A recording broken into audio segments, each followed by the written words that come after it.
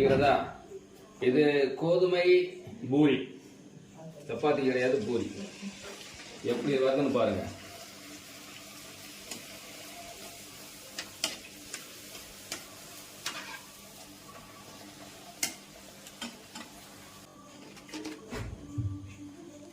நீங்களும் இதே போல தயார் செய்து சாப்பிடுங்க, மிகச்சுவையா இருக்கும். கோதுமை பூரி சரியா?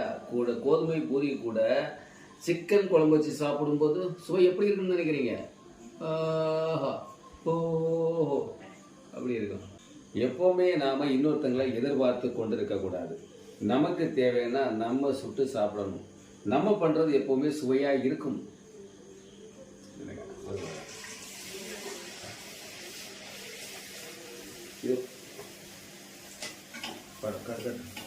பூரி எப்படி பொல்லி வந்துருக்கு பாத்தீங்களா? வீட்டில் லேடிஸ் பண்ணா போடலாம்னு நினைக்கிறீங்க? எப்படி இருக்கு? பொல்லி வந்திருக்கா? நீங்களும் இதே போல பண்ணி சாப்பிடுங்க. உங்களுக்கு இதே மாதிரி பூரி புஷ்ன்னு வரல அப்படின்னாச்சுன்னா அதற்கான டெக்னிக்கை என்கிட்ட கேளுங்க, நான் சொல்லித்தரேன். வீடு சந்திப்போம். மகிழ்ச்சி.